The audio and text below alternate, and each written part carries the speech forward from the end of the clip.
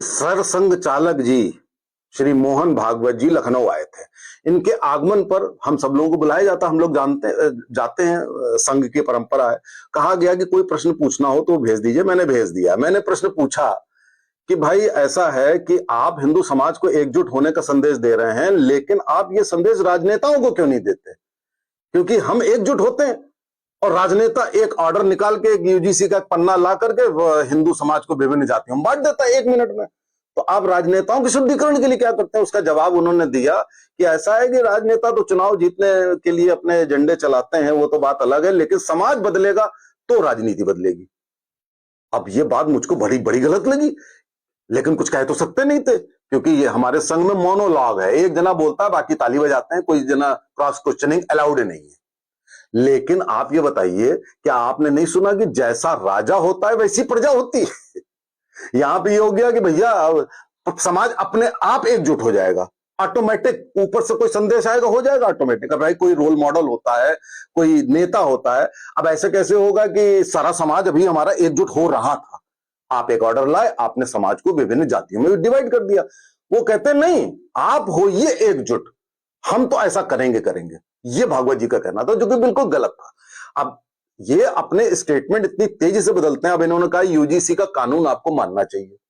अब ये का मानना चाहिए का मतलब ये हो गया कि जो विषमता वाला कानून है आपको मानना चाहिए, उसके बाद आपको हिंदू समाज को एक करना चाहिए। अजीब सी बात है। लेकिन जो गड्ढे में घिर गया है उसको आपको झुक करके ऊपर उठाना पड़ता है। भाई साहब, हमें तो लग रहा है कि जो गड्ढे में गिर गया है, गिरा विरा कोई नहीं है, सब समतल पर हैं। ये फेक नैरेटिव है। लेकिन गिर गया है तो आप चाह रहे हो कि जो ऊपर खड़ा है वो अपने पैर काट दे, पैर काटने के बाद आप उसकी गर्दन काट दो। इसका मतलब इससे ज्यादा कुछ भी नहीं है। अब इनके इनके नैरेटिव ऐसे रहते हैं कि भाई साहब आप जुट रहिए, आपका चाहे जितना हम अहित कर दें, चाहे आपके बच्चों को हम जेलों में डाल दें, लेकिन आप एकजुट हो जाइए।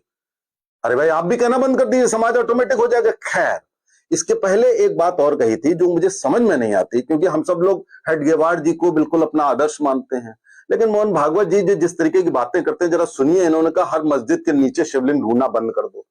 अब आप एक बात बताइए कि यही बात ओवैसी कहता है, यही कांग्रेस कहती है, यही कांग्रेस लाई बिल वर्शिप एक्ट लाई, तो आप में उनमें फिर कोई अंतर नहीं हुआ। तो फिर हम राष्ट्रवादी कहां से हो गए? हम भारतीय संस्कृति के रक्षक कहां से हो गए? यानी कि जो लुटेरे करके गए उसको हम लीगलाइज कर दें, उसके बाद हम कुछ ना करें, तब फिर काय बात का फिर अब हमारा संघ और राष्ट्रवाद, तब तो फिर हमें को वैसे ही रहना चाहिए। इस तरीके की मैं आपको बताऊं और बातें। अब इन्होंने एक बार कहा कि संघ में अगर तुम आना चाहते हो तो बर्बाद होने के लिए तैयार हो जाओ। अब भाई कोई पूछे कि आज की युवा पीढ़ी क्या बर्बाद होने के लिए संघ में आएगी? ये आपने सुना होगा सोशल मीडिया पे कि कुछ मिलने वाला नहीं है यहां पे, और जो तुम्हारे पास है वो भी खो जाएगा। देखिए जरा ये बात, ये दुनिया इंसेंटिव पे चलती है। अरे विचारों का इंसेंटिव, राष्ट्रवाद का इंसेंटिव हो जाए तो वो युवा ये पूछेगा कि भाई साहब आप Z+ सिक्योरिटी में हवाई जहाज पे चलते हैं, तो भाई साहब आप भी वो सब कुछ त्याग दीजिए। फिर अगर हमको सब कुछ त्याग करके साधु संत बन करके जंगल में या हरिद्वार में जाना है, भाई साहब सबसे पहले आप शुरुआत करिए। लेकिन ये बात उनको समझ में नहीं आती। एक फंक्शन में इन्होंने ये कह दिया था, जब कलकत्ता में वेस्ट बंगाल में चुनाव जीतने के बाद 150 लोग मर गए थे, तो किसी पत्रकार ने पूछा कि भाई ये लोग मर गए, इनकी कैसे सहायता आप करेंगे? हमने क्या हिंदुओं का ठेका ले रखा है? अब आप बताइए जरा कि हमने क्या हिंदुओं का ठेका ले रखा है? अरे भाई, पूरी दुनिया जानती है कि हमारा संघ हिंदू राष्ट्रवाद का केंद्र है, लेकिन उनके मुखिया ये बात कह रहे हैं बात बात पर।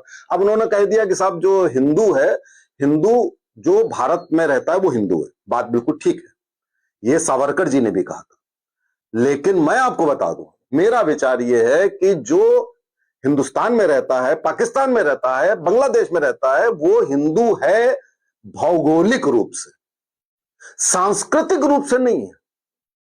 तो अब आप कह देंगे कि वो हिंदू है, उसका डीएनए, ये भी बात बोली कि उसका डीएनए वही है जो आपका है, यानी कि जो उसके फोर फादर थे वही है जो आपके फोर फादर है।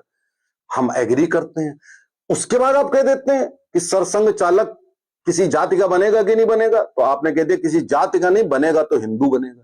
तो जनता तुरंत पूछेगी मुसलमान भी हिंदू है आपकी नजर में, यानी कि सरसंघ चालक आगे चल के कोई मुस्लिम भी बन सकता है। तो अब आप बताइए, इसका मतलब तो यही हुआ कि मुस्लिम भी बन सकता है। तो जिस तरीके की सूडो सेकुलरिज्म आप दिखा रहे हैं, उसमें तो ये बिल्कुल फिट बात बैठती है कि एक दिन ऐसा आएगा कि भैया सरसंघ चालक भी आप मुस्लिम बना दो, क्योंकि आप कह रहे हो कि मुस्लिम हिंदू है। आप ये तो अच्छा, उसके बाद आप कह रहे हो कि 3 बच्चे पैदा करें हिंदू। अब 3 बच्चे हिंदू पैदा करें, उसके पहले की लाइन आपकी ये है कि मुसलमान भी हिंदू है। तो ये संदेश आप किसको दे रहे हैं? मुसलमानों को भी, आज के भी हिंदुओं को भी, या किसको दे रहे हैं? ये समझ में नहीं आ रही बात। हिंदू कंफ्यूज्ड है कि आप कह रहे हो मुसलमान भी हिंदू है, तो भैया फिर 3 बच्चे पैदा करने के लिए किससे कह रहे हो? तो ये इस तरीके के कंफ्यूजन के स्टेटमेंट। अब आप देखिए, इन्होंने कहा कि साहब जो गड्ढे में गिर गया उसको उठाना पड़ता है। 2015 में बिहार चुनाव में ये बोले थे कि आरक्षण की समीक्षा होनी चाहिए, जिसके कारण ये माना जाता था कि वो चुनाव हार गई, हम लोग हार गए वो चुनाव। अब आज आप उल्टी बात कह रहे हैं। भैया आज आधुनिक युग है, एआई का सबमिट हो रही है, पूरी टेक्नोलॉजी है, कहीं किसी का नाम तक तो पूछा नहीं जाता है, कहीं कोई भेदभाव है नहीं। कॉलेज में आपने विषमता कर दी, कॉलेजों को आपने राजनीति का अड्डा बना दिया, वहां पे आपने झगड़ों का, लड़ाइयों का अड्डा बना दिया, वोट बैंक के चक्कर में आपने उसको। हमारा संघ मुखिया उसको सपोर्ट कर रहे हैं कि भाई साहब कानून आ गया तो मानना चाहिए, यानी कि कल को कानून आ जाएगी, आपकी गर्दन काट दी जाएगी, आपको मानना चाहिए। ऐसे नहीं होता है भैया, कानून जो है पब्लिक ओपिनियन से बनता है। तो ये जो वाक्य है, ये किसी राष्ट्रवादी हिंदू संगठन के बतौर मुखिया अगर ऐसे विचार है भैया, तो ऐसे विचारों से तो भैया मैं नहीं समझता कि कुछ भला होने वाला है हिंदुओं का, भारतवासियों का, देशवासियों का, या बुद्धिजीवियों का।